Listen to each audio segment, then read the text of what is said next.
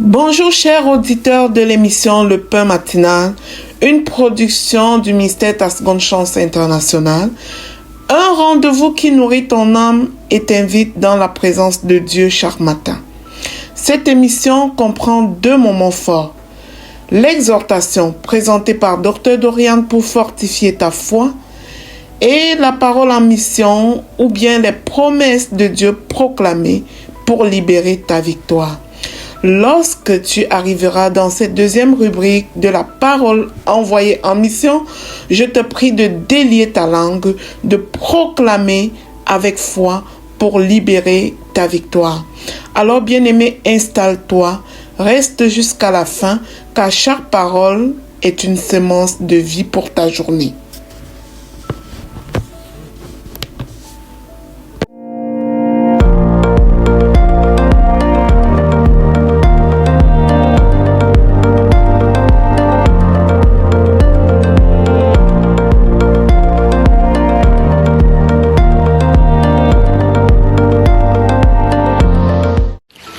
Bonjour chers serviteurs audacieux, bienvenue dans la rubrique exhortation de notre émission Le Pain Matinal.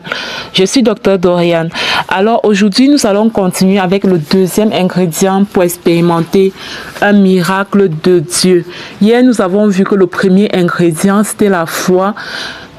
La foi est cet ingrédient sans lequel Dieu ne peut pas agir, sans lequel Jésus ne peut pas agir sur la terre et manifester le miracle que nous voulons voir. Aujourd'hui, nous sommes toujours dans Jean chapitre 2 et nous allons parler du deuxième ingrédient pour expérimenter le miracle de Dieu. Le deuxième ingrédient là, c'est l'obéissance. Quelqu'un me dit obéissance. Voilà, c'est l'obéissance. L'obéissance, c'est faire la volonté de Dieu. L'obéissance, c'est faire ce que Dieu attend de nous. L'obéissance, c'est marcher selon la vérité de la parole de Dieu. L'obéissance, c'est une vie où ce qui nous intéresse, en fait, c'est plaire à Dieu. C'est plaire à Dieu, c'est faire comme Dieu veut. C'est marcher comme Dieu veut. C'est faire de chaque jour un quotidien où nous manifestons la volonté de Dieu. D'accord? On va regarder un peu ici. Au verset 5, Jean 2, verset 5, sa mère dit au serviteur, faites ce qu'il vous dira. Donc, on a parlé de la foi hier avec ce verset-là.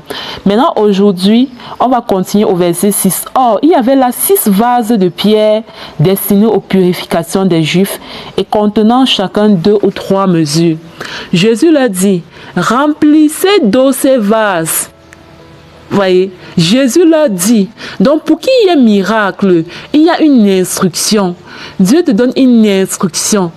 Il leur dit, d'accord, qu'est-ce que Jésus t'a dit depuis un moment par rapport à la situation que tu traverses? Qu'est-ce qu'il t'a dit et que tu n'as pas encore fait? Qu'est-ce que tu as en toi? Qu'est-ce que tu ressens en toi, la conviction de faire par rapport à cette situation que tu vis et que tu n'as pas encore fait? Il t'a parlé. Et pendant que je suis en train d'enseigner, le Saint-Esprit est en train de te parler. Par rapport à cette situation que il veut que tu fasses quelque chose. Il veut que tu marques un pas de foi. Il veut que tu te lèves et que tu marques un premier pas. Il veut ça. Mais est-ce que toi, tu as déjà fait? Est-ce que tu as déjà obéi? Parce que l'obéissance va être la clé qui va déclencher le miracle. Et parfois, nos cœurs sont tellement endurcis. Il va par exemple te dire, pardonne à tel. Dans cette situation que tu as avec ton mari, il va te dire pardonne. Et tu vas endurcir ton cœur. Dans cette situation que tu as avec ton épouse, il va te dire pardonne à ton épouse. Tu vas endurcir ton cœur. Tu vas serrer ton cœur. Non, non, non, non, non, non. Je ne peux pas pardonner. Elle m'a fait ci. Il m'a fait ça. Ce qu'il m'a fait là, ce n'est pas pardonnable. Si je pardonne, ça veut dire que je suis bête, je suis idiot. Ça veut dire que, en fait, le manque d'obéissance, quand on a endurci son cœur à un point, qu'est-ce que Dieu t'a demandé? Parfois, c'est un cas de maladie et il te montre juste une plante. Il te dit, va cueillir telle plante et viens faire telle chose et donne à cette personne qui est souffrante. Il te dit, ne mange plus à une certaine heure. Il te dit ça, ne mange plus à une certaine heure. Il te dit, ne consomme plus tel type de choses. Il te donne un interdit. Il te dit, par exemple, ne prends plus d'alcool. Tu dis, oh, l'alcool, je ne prends plus l'alcool, je compte sur quoi?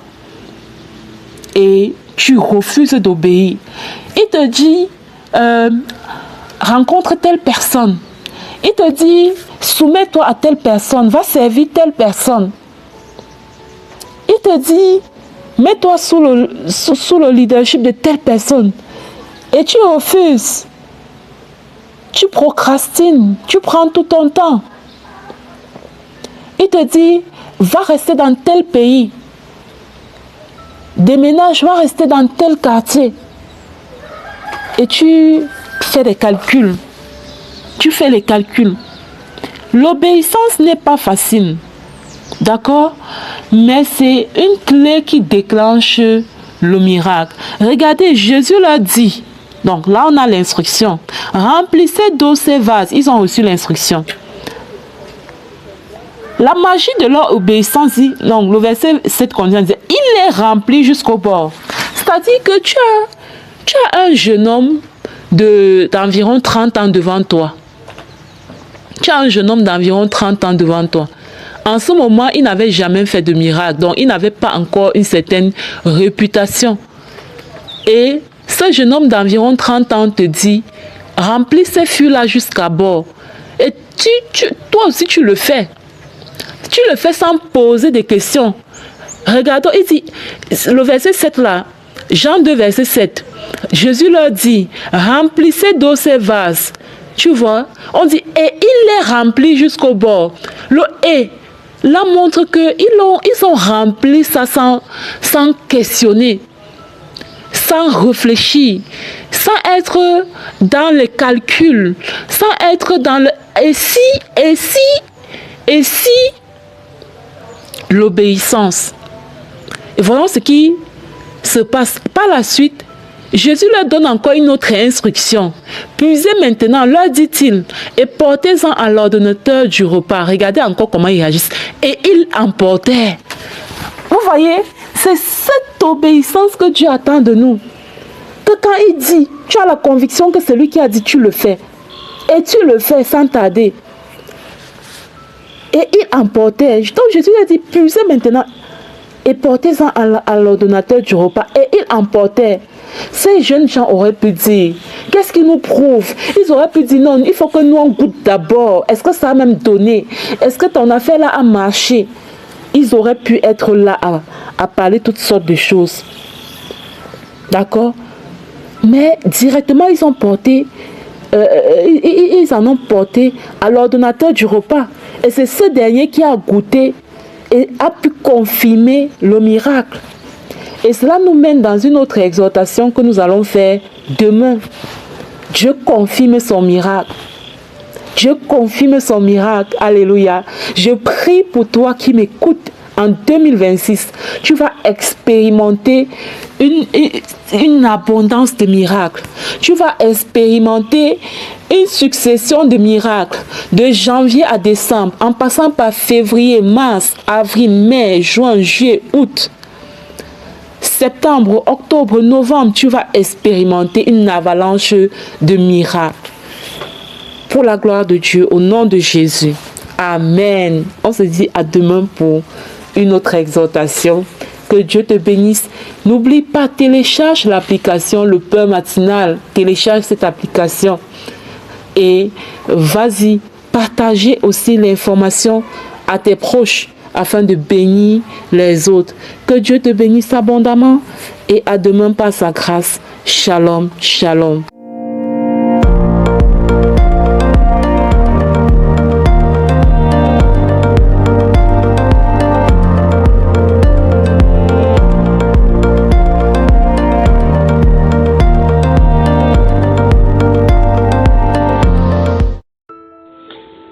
Bienvenue dans cette deuxième partie du pain matinal du mystère Ta Seconde Chance.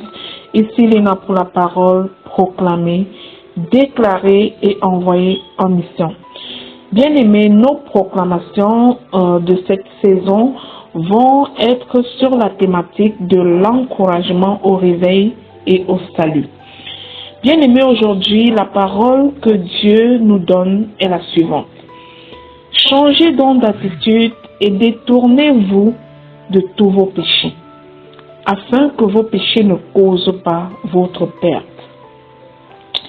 La parole de Dieu nous interpelle à fuir le péché. Mais il est important de comprendre, bien-aimés, que ce n'est pas une parole de condamnation, mais une invitation à la vie, car notre Dieu est un Dieu bon. Dieu ne cherche pas à nous écraser sous le poids de nos fautes. Il nous appelle à un changement de cœur, à une repentance sincère qui ouvre la porte à la restauration. Tant que nous résistons, le péché nous affaiblit. Et j'aimerais bien dire que c'est le péché qui t'affaiblit, ce n'est pas Dieu. La parole dit que notre Dieu renouvelle nos forces. S'il y a quelque chose qui nous fait du mal, c'est bien le péché. Mais lorsque nous nous tournons vers Dieu, sa grâce nous relève. Alors aujourd'hui est un jour de décision. Dieu est prêt à pardonner, à purifier, à te donner un nouveau départ. Ne laisse pas ton passé définir ton avenir. Bien-aimé, je t'exhorte, je t'encourage à choisir la vie. Choisis la repentance. Choisis le Seigneur Jésus-Christ. Il est notre avantage. Alors, bien-aimés, proclamons ensemble, aujourd'hui et avec foi, afin de nous désolidariser du péché. Je proclame et je déclare que je choisis la vie et non la perdition, au nom puissant de Jésus-Christ. Je proclame que je me détourne de tout péché qui m'éloigne de mon Dieu, au nom de Jésus. Je proclame et je déclare que mon cœur est ouvert à la repentance et à la transformation avec l'aide du Saint-Esprit, au nom de Jésus. Je proclame que le sang de Jésus me purifie de tout péché, au nom puissant et glorieux de Jésus-Christ. Je proclame et je déclare que je renonce à mes anciennes voies et j'embrasse la justice de Dieu au nom puissant et glorieux de Jésus-Christ. Je proclame et je déclare que mon passé ne me condamne plus. Le sang de Jésus a été versé pour moi. Il a pris ma place et il est mort pour moi, pour me sauver.